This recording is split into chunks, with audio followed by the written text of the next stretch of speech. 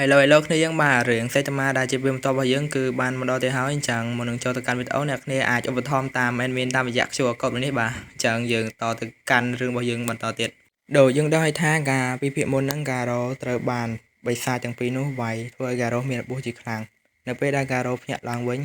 នៅដែលការ៉ូនៅឃើញឯគេនោះគឺក្មេងប្រុសថារីអូនៅពេលនោះធ្វើឲ្យរាងកាយរបស់ការ៉ូចេញរិតមកជាសះស្បើយឡើងវិញយើងកាត់មកក្នុងសមាគមរបស់ Hero វិញHero ម្នាក់ដែលមានឈ្មោះថា Chur Emerald បានសួរទៅកាន់សេគីងកាតើ Hero ណាខ្លះដែលសេគីងការៀបចំដើម្បីទៅធ្វើការវាយប្រហារនៅខាងសមាគមបិសាចសេគីងកាក៏បានលើក Hero មួយចំនួនដែលកំពុងតែដេកពេទ្យនោះមាន Metal Bat និង Hero ពីរនាក់ទៀតកំពុងតែមានរបួសដោយពួកគេមិនអាចធ្វើការវាយប្រហារឬក៏ធ្វើការវាយប្រហារជាមួយនឹងបិសាចបានទេ Hero Zombie Man កំពុងតែធ្វើដំណើរមកកាន់សមាគម Hero យើងនៅពេលនោះសេខេងកាក៏បានលើកអំពី Hero ចេញនោះនឹងបែងមកសួរ Chur Emerald តើពួកយើងអាចយកពួកគេធ្វើជាគ្នាដើម្បីវាធ្វើការវាយប្រហារទៅកាន់សមាគមបិសាចបានដែរឬទេ Emerald ក៏បានតបទៅកាន់សេខេងកាមិនថា Hero Channel នេះគឺរស់នៅក្នុង Ghost Tower ដែលជាកន្លែងដែលបិសាចរស់នៅដូច្នេះហើយពួកយើងមិនអាចយក Channel បានទេដោយសារតែ Channel អាចនឹងជាជនបង្កប់របស់ពួកបិសាចហើយ Chur Emerald ក៏បានប្រាប់ទៅកាន់សេខេងកាវិញថាបែងក៏មិនអាចយកបានដែរដោយសារតែបែងគឺជាគ្រូរបស់ Garo ហើយបែងអាចនឹងមានការអាណិតជាមួយនឹង Garo ដូច្នេះហើយយើងពុំអាចយកបែងបាននោះទេហើយសេខេងកាក៏បានសួរទៅកាន់ Chur Emerald ថាតើ King យើងអាចយកដើម្បីធ្វើជាការវាយប្រហារបានដែរអត់គាត់ក៏បានឆ្លើយតបទៅកាន់សេខេងកាថា King គឺជា hero ដ៏ខ្លាំងអញ្ចឹងយើងមិនអាចខ្វះគាត់បាននោះទេប៉ុន្តែដូចយើងដឹងហើយថា King ខ្លាំងនេះគឺពុំមែនពិតប្រាកដនោះទេគាត់គ្រាន់តែជាអ្នកស៊ីប៉ែសៃតាម៉ាតែប៉ុណ្ណោះនៅពេលនោះសេខេងកាក៏បានទៅជួបជាមួយនឹងលោកនាយកដែលគ្រប់គ្រងសមាគម Hero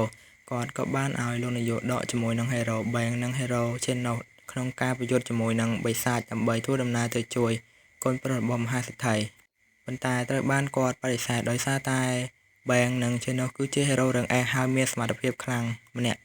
ពីរនាក់ដែរបើសិនជាដកពួកគាត់ចេញតើនឹងត្រូវជំនួសដោយនរណាវិញសេខេងកាក៏បានឲ្យលោកនាយកដាក់ជាមួយនឹងពពួក Hero រាង ABC ដើម្បីចូលទៅជំនួសក្នុងការចូលទៅប្រយុទ្ធជាមួយនឹងពពួកបិសាចប៉ុន្តែការដាក់ Hero រាង A រាង B រាង C ទៅជំនួសនេះដូចជាបញ្ជូនពួកគេទៅស្លាប់អញ្ចឹងដូចយើងដឹងហើយថា Hero រាង S ម្នាក់ដែលមានឈ្មោះថាត្រីណៃត្រូវបានបិសាចកញ្ចាប់បាត់ទៅហើយ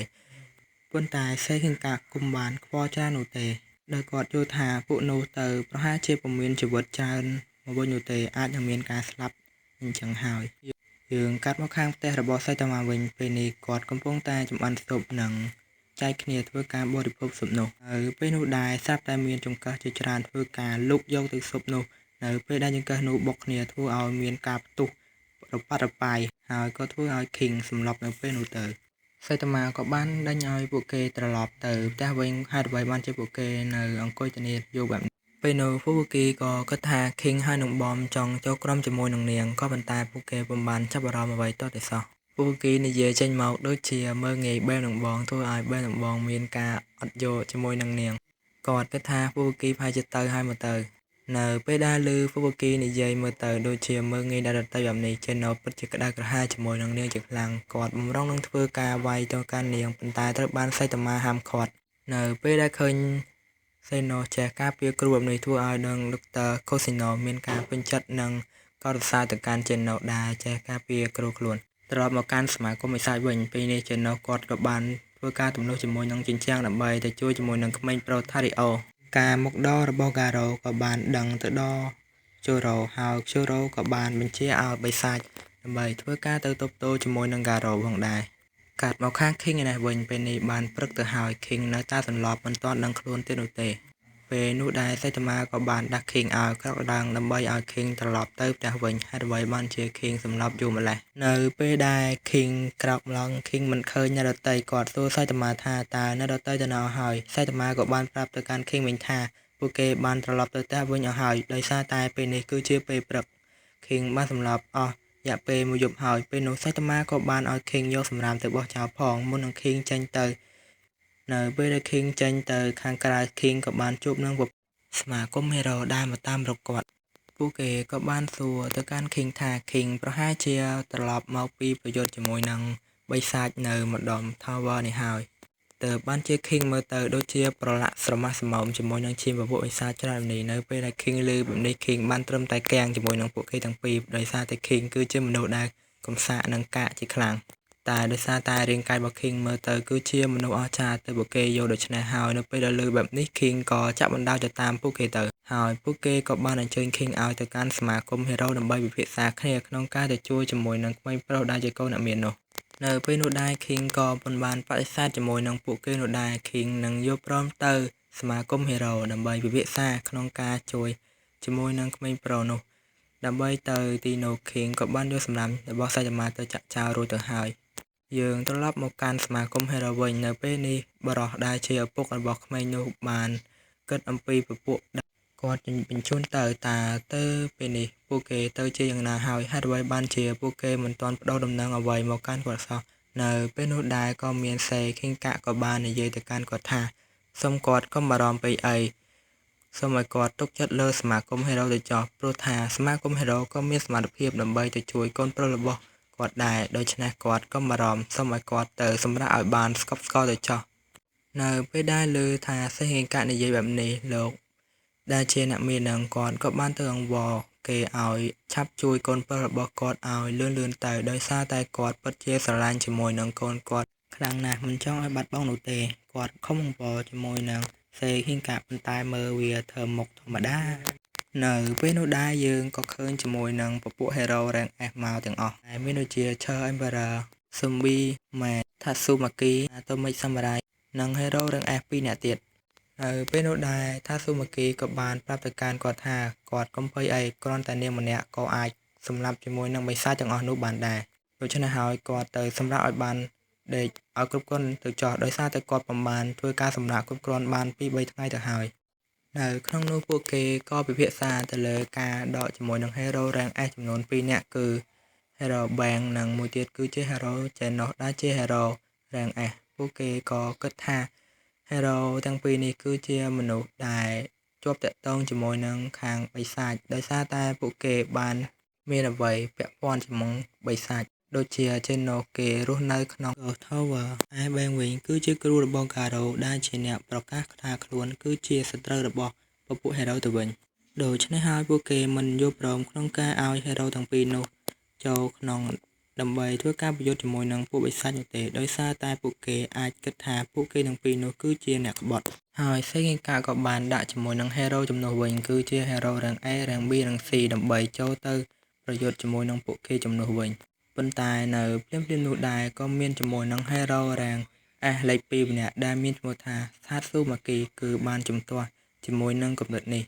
នាងចង់ឲ្យប្អូនស្រីរបស់នាងដែលមានឈ្មោះថា Fubuki មិនឲ្យចូលទៅក្នុងការប្រយុទ្ធដ៏គ្រោះថ្នាក់នេះទេដោយសារតែនាងមានសមត្ថភាពខ្លាំងគ្រាន់តែនាងម្នាក់គឺអាចសម្លាប់ជាមួយនឹងពពួកបិសាចបានទាំងអស់ទៅហើយ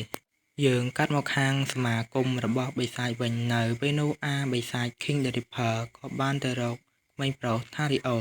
ដើម្បីយកគេយកទៅប្រឡែងលេងជាមួយនឹងគ្នានៅពេលនោះដែរធ្វើឲ្យកូនមហាសេដ្ឋីពិតជាខឹងជាខ្លាំងហេតុអ្វីបានជាKing Ripper នេះបែរជាដោះលែងក្មេងប្រុស Thario នេះទៅវិញប៉ុន្តែវាយល់ច្រឡំហើយការដោះលែងរបស់King Ripper នេះគឺជាការប្រឡែងលេងដោយការសម្លាប់វានោះឯងនៅពេលឮបែបនេះធ្វើឲ្យក្មេងប្រុសនោះពិតជាឆ្ងល់ជាខ្លាំងហើយក៏បានដេញជាមួយនឹងក្មេងប្រុស Thario ឲ្យទៅតាមបិសាចនោះបាត់ទៅនៅពេលឮថាកូនអ្នកមាននោះក្បត់បែបនេះធ្វើឲ្យក្មេងប្រុស Thario ពិតជាភ័យខ្លាចជាខ្លាំងហើយពេលនោះKing the Ripper ក៏បានចាប់ជាមួយនឹងក្មេងប្រុស Thario ទៅក្នុងបន្ទប់មួយទៀត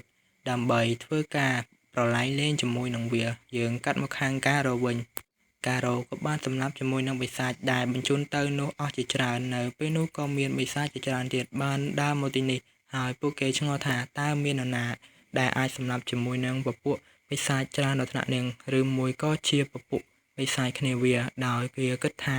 វាគ្មានមនុស្សឯណាដែលមានសមត្ថភាពក្នុងការសម្លាប់ជាមួយនឹងបិសាចបានច្រើនដល់ថ្នាក់ក្នុងពេលតែមួយប្រវិចឆ្នៃបែបនេះនោះទេយើងកាន់មកខាងក្មេងប្រុស Thario វិញពេលនេះវាកំពុងតែត្រូវបិសាច King the Ripper បានធ្វើការឆោតមុខវាមួយឆ្នោតនៅពេលនោះធ្វើឲ្យវាខ្លាចវាក៏បានស្រែកយ៉ាងខ្លាំងហើយធ្វើឲ្យបិសាច King Ripper ក៏មានអារម្មណ៍ថាសប្បាយចិត្តនឹងការសម្លេងស្រែក ដល់ឈឺចាប់របស់ក្មេងប្រុសថារីអូនៅដែរនៅពេលដែលលើក្មេងប្រុសថារីអូនេះស្រែកស្រាប់តែជញ្ជាំងក៏បានផ្ទុះទាំងនៅពេលនោះការ៉ូក៏បានចេញពីជញ្ជាំងនោះហើយបើកការវាយប្រហារទៅកាន់បិសាច King Ripper បិសាច King Ripper ក៏បានចាប់កាំបិតរបស់វាកាប់ទៅកាន់ការ៉ូប៉ុន្តែត្រូវបានការ៉ូចាប់កាំបិតនោះធ្វើការបំបាក់ហើយវាយក្បាលវាមួយដៃធ្វើឲ្យក្បាលវាដាច់ធ្លាក់ទៅលើដីធ្វើឲ្យវាស្លាប់នៅពេលនោះទៅនៅពេលដែលឃើញការ៉ូបានមកជួយខ្លួនទាំងដែលគាត់ត្រូវបានមានរបួសច្រើននៅថ្នាក់នេះធ្វើឲ្យក្មេងប្រុសថារីអូគាត់ពិតជាអរគុណទៅកាន់ការ៉ូជាខ្លាំងហើយរឿង One Punch Man ដែលជា Season 3 វគ្គបន្ទាប់នេះក៏បានបញ្ចប់នៅត្រង់ចំណុចនេះចឹងជាចុងក្រោយអ្នកទាំងគ្នាកុំភ្លេចបើកជាមួយនឹងសញ្ញាកណ្ដឹងដើម្បីទទួលបាននៅវីដេអូថ្មីៗពីខាងយើងទាំងអស់គ្នា Thank you សម្រាប់ការទស្សនាពីដើមដល់ចប់